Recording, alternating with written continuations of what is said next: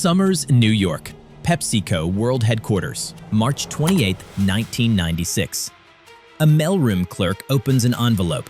Inside, a cashier's check for $700,008.50, made out to PepsiCo Incorporated. Stapled to it, a single order form from the official Pepsi Stuff catalog, 15 Pepsi Points along the top. At the bottom, written by hand in pencil, 1 Harrier Jet. By the end of the day, 3 PepsiCo attorneys are standing in a conference room, staring at a check for $700,000 from a customer who has, by every word of PepsiCo's own published catalog, just legally purchased a military fighter aircraft. The man who sent it is in Seattle, Washington. His name is John Leonard. He is 21 years old, a business student with no money, no airplane, and no qualifications to fly a 40,000-pound vertical takeoff Marine Corps attack jet. What he has is the Pepsi Stuff catalog, a calculator, and one mathematical observation no one at PepsiCo's $2 billion marketing department has thought to make. By the end of the year, PepsiCo will file a federal lawsuit to make him go away. By the end of 1999, a Manhattan judge will issue a ruling that changes every fantastical advertisement on American television for the next 30 years. The corporation will spend $2 million in legal fees fighting the case. The student will spend nothing he had not already saved. In the spring of 1996, a 21-year-old in Seattle was about to do something no American consumer had ever done. He was about to read a 64-page corporate promotional catalog with the literal seriousness of a corporate lawyer, and then mail PepsiCo a check. So, how does a business student with a calculator take the largest beverage corporation in the United States to federal court and force PepsiCo's own attorneys to argue, in writing, that their own television commercial was a joke? And what was on the page of that catalog that not a single PepsiCo executive had thought to read carefully enough? To understand what John Leonard found, you have to go back 6 months, to a Pepsi marketing meeting in a New York office on a Friday afternoon in October 1995. BBDO Worldwide, Madison Avenue, New York, October 1995. A glass-walled conference room on the 30th floor of the largest advertising agency in the United States. Pepsi-Cola had spent the previous decade losing market share to Coca-Cola. Generation X preferred Coke. Pepsi's marketing budget for 1995 was nearly $1 billion, and the Cola wars were going in the wrong direction. The Pepsi Stuff campaign was BBDO's answer. The structure was simple. Customers would collect Pepsi Points printed on the underside of bottle caps. The points could be redeemed for branded merchandise from a 64-page catalog: t-shirts, leather jackets, mountain bikes, sunglasses.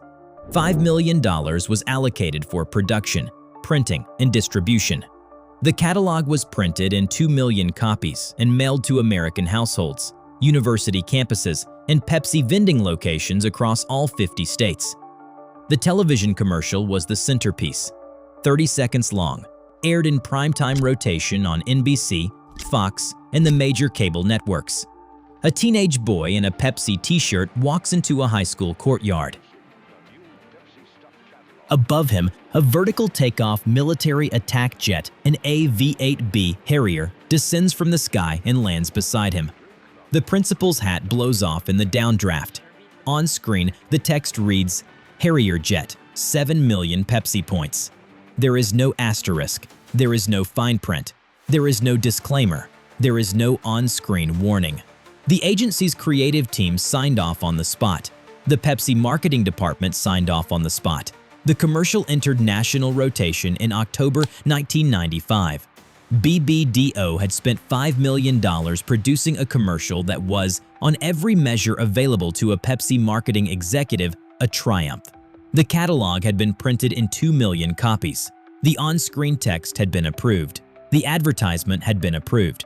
The agency had not, on any contemporary record, employed a single lawyer on the project.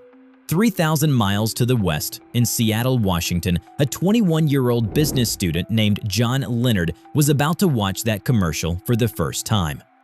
John Leonard was born in 1974 in the Pacific Northwest. By the autumn of 1995, he was 21 years old, a business administration student at the University of Washington and a part-time outdoor education instructor. His parents had divorced when he was young. He lived with his mother and stepfather in a modest house outside Seattle. Tall, fit, quiet, he climbed mountains in his free time. He kept a calculator in his backpack. He read business textbooks for pleasure. On a Thursday evening in late October 1995, John Leonard was watching television with his stepfather. The Pepsi commercial aired in the middle of a sitcom break. The teenage actor walked into the schoolyard. The Harrier descended. The principal's hat blew off. Leonard did not laugh. He paused the videocassette recorder. He rewound the spot. He played it again.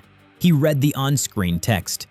Harrier Jet, 7 million Pepsi Points. Then he wrote the same line on the back of a napkin. It's just an ad. Forget about it.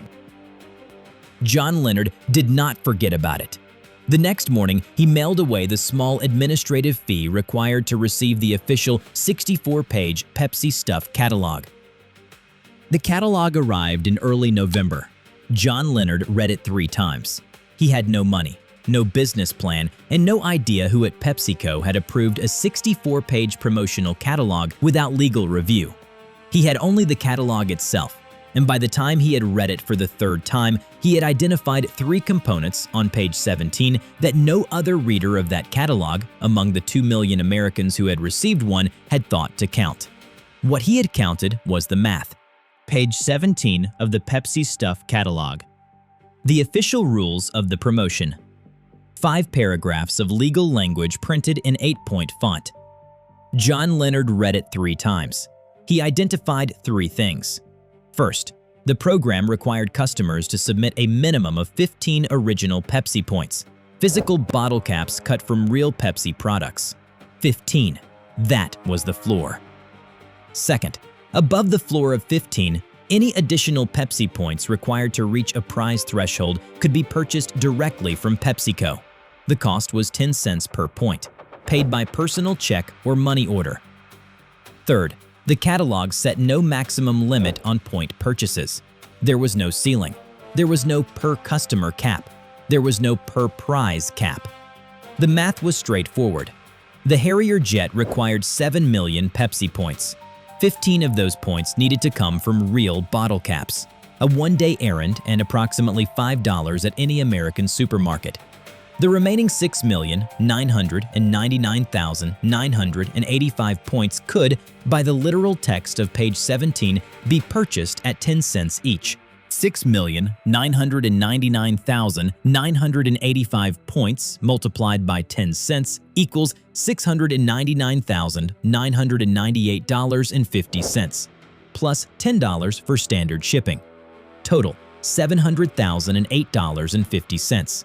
For comparison, the United States Department of Defense unit price for a single AV-8B Harrier II vertical takeoff fighter in 1996 was approximately $33,800,000. The ratio of cost to market value was, by Leonard's calculator, approximately 1 to 47, a return on investment of roughly 4,700% in a single transaction. Years later, in an interview, Leonard described his thinking in one sentence. It wasn't a get-rich-quick scheme. It was a get-rich-once scheme. If it worked, you only had to do it one time.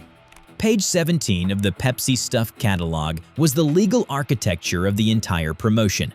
It had been written by Pepsi's marketing department. It had been approved by Pepsi's marketing department. It had not, by any contemporary record, been reviewed by Pepsi's legal department. John Leonard had read it 3 times. PepsiCo's general counsel had not read it once. The math worked. The problem was now the money. $700,000 was not a sum a 21-year-old business student kept in his savings account. There was one man in Seattle John Leonard could think of who might have $700,000, and the patience to listen to a college student's mathematical pitch. His name was Todd Hoffman, mid-40s, a Seattle businessman who owned the wildlife photography company and held a portfolio of private investments, a serious climber.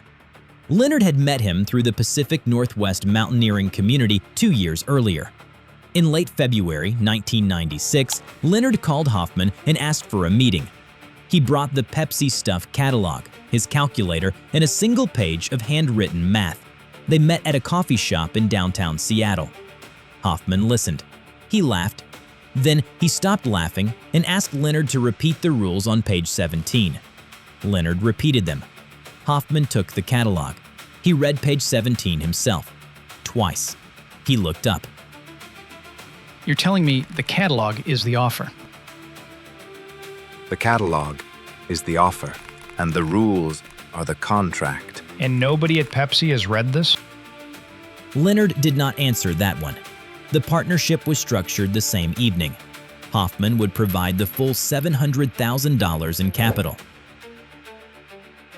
The cashier's check would be issued through Hoffman's bank, payable to PepsiCo Incorporated. Leonard would prepare the submission, fill out the order form, and mail the package.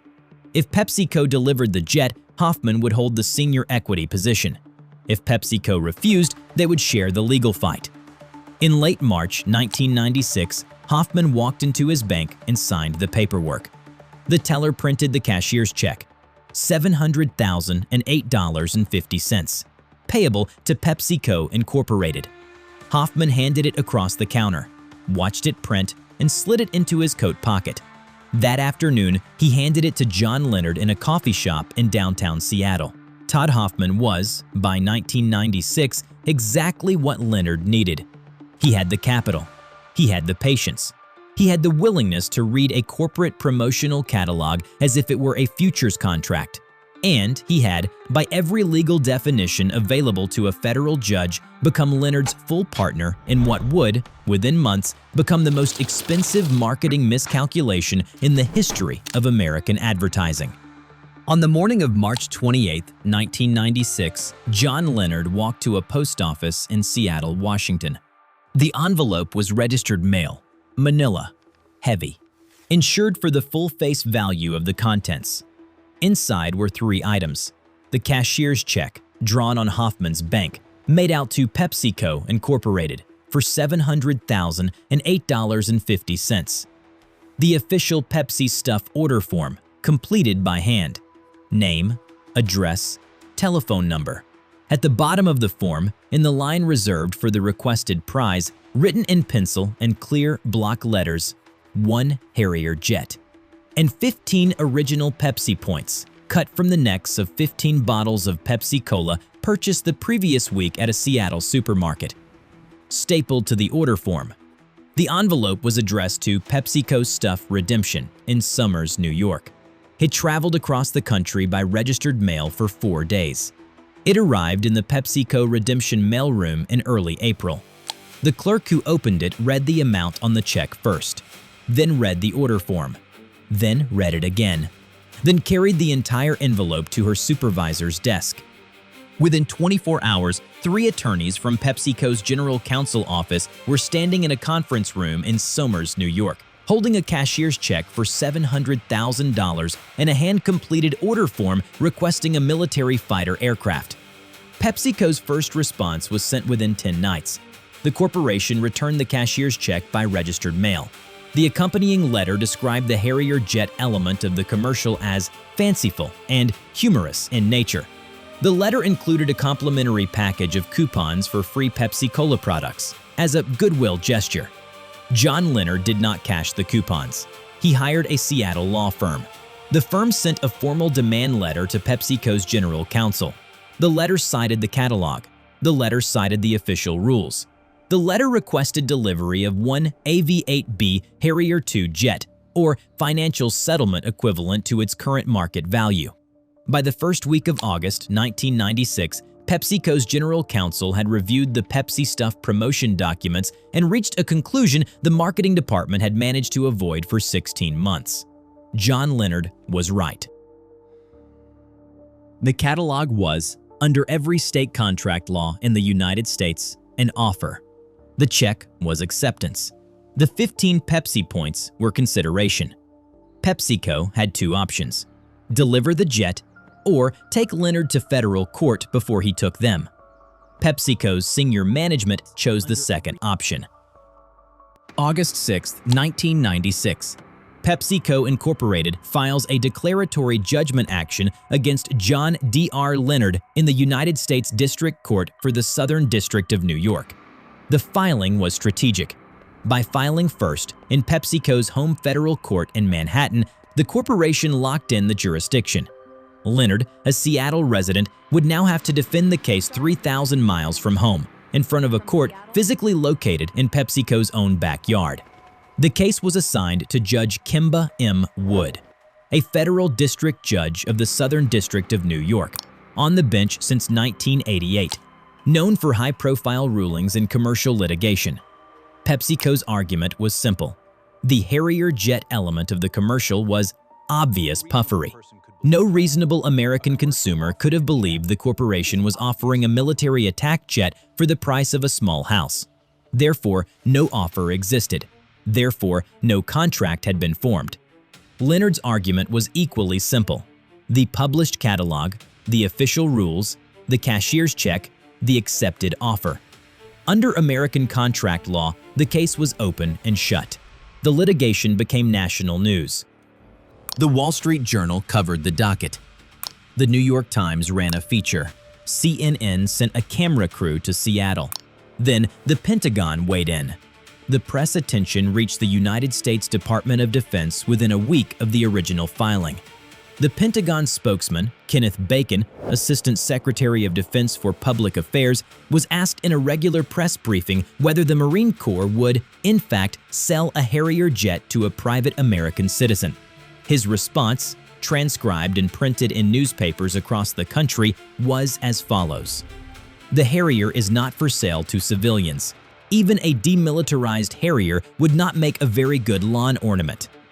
Leonard, asked for comment by a Seattle reporter, replied in similar register. I'll take the demilitarized version. I just want to park it impressively at my college. The case became material for late-night television comedians. Pepsi's image as a serious corporation was, by the end of the autumn of 1996, eroding. In response, PepsiCo's marketing department took an unprecedented step. They re-edited the original television commercial while the litigation was still in active discovery. The on-screen text was changed. The Harrier Jet point value was raised from 7 million to 700 million Pepsi points. At 10 cents per point, the new redemption cost was $70 million, more than twice the market value of the aircraft itself. A second text element was added to the lower right corner of the screen. It read, "Just kidding." The re-edited commercial entered rotation in late 1996. It was, by itself, a tacit admission. Leonard's lawyers preserved it as a trial exhibit. In the 18 months between PepsiCo's filing of the declaratory judgment action and the issuance of Judge Wood's ruling, PepsiCo's legal team spent more money preparing to argue in federal court that their own television commercial had been a joke than the marketing department had spent producing it. On the morning of August 5, 1999, Judge Kimba Wood entered her chambers at the Daniel Patrick Moynihan United States Courthouse in Lower Manhattan with a 63-page decision. Leonard versus PepsiCo Incorporated, docket 96-CIV-5320. Judge Kimba M. Wood presiding. 63 pages. 3 grounds for decision. The first ground was the simplest. Under general American contract law, an advertisement is not an offer. An advertisement is an invitation to negotiate. The customer who responds to an advertisement is making the offer, not accepting one. The retailer is then free to accept or decline. There is one classical exception, the Lefkowitz Rule, from a 1957 Minnesota Supreme Court case. An advertisement can be treated as a binding offer when its terms are, in the court's language, clear, definite, and explicit, and leave nothing open for negotiation. Judge Wood examined the Pepsi commercial against this standard. The commercial directed viewers to the catalog. The catalog was the definitive list of available prizes. The catalog did not list the Harrier Jet. Ground 1. No offer. The second ground was the hammer.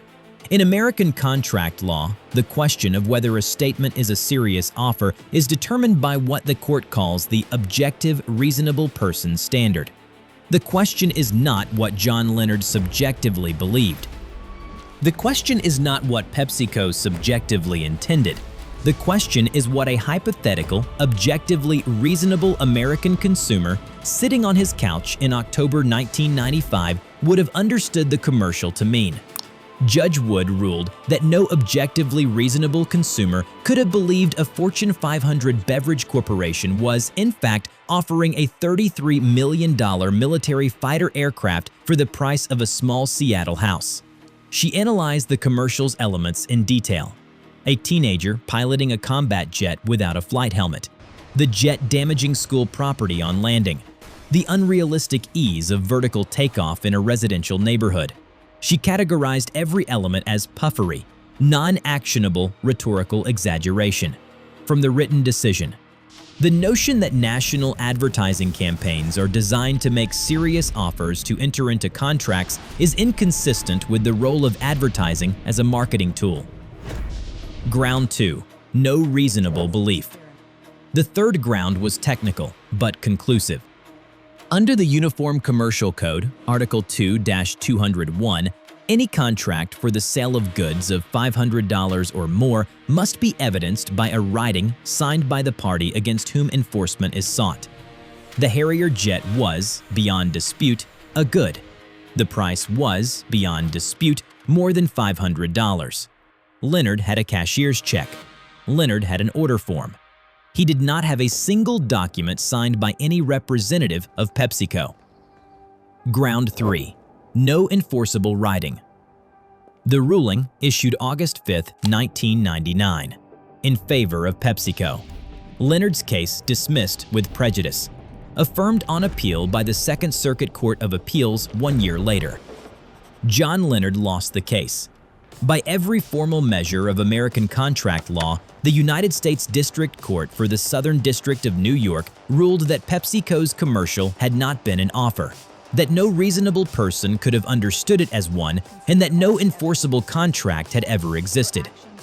What no one in Judge Wood's chambers said out loud was the corollary. The second largest beverage corporation in the world had just spent 3 years and $2 million in federal court arguing on the record that the entire premise of one of its own multi-million-dollar national advertising campaigns had been, in legal terms, a joke. Pepsi's lawyers walked out of the courtroom in Lower Manhattan as the technical victors. Pepsi's marketing department walked out as the technical defeated, and every advertising agency in the United States took notice. In the months following the verdict, every major American advertising agency rewrote its internal guidelines. The original Pepsi commercial was pulled from rotation. The re-edited version, with "Just Kidding," was preserved by Pepsi as an archival artifact. It has not aired in the United States since. The Federal Trade Commission tightened its guidelines on puffery for national advertising. Any fantastical promotional element now had to be accompanied by visible on-screen fine print. Not for actual sale. Promotional purposes only. Maximum redemption value. The kind of legal disclaimer that now sits in white 9-point type along the bottom of every modern beer commercial, every cell phone advertisement, every fast food promotion, every sweepstakes spot in America. The fine print at the bottom of every modern television advertisement traces, in part, back to a single handwritten order form mailed from Seattle on March 28, 1996. John Leonard sold his share in the case to Todd Hoffman after the appeal. He moved to Alaska in the early 2000s. He became a commercial salmon fisherman. He did not give an on-the-record interview for 22 years. Todd Hoffman stayed in Seattle. He kept the wildlife photography company. In November 2022, Netflix released a 4-part documentary titled Pepsi, Where's My Jet? Leonard and Hoffman both appeared on camera for the first time to tell the full account. PepsiCo declined to comment. He did not lie. He did not cheat. He did not break a single rule. He just read the catalog and mailed PepsiCo a check for 99 cents in stamps and $700,000 of his partner's money.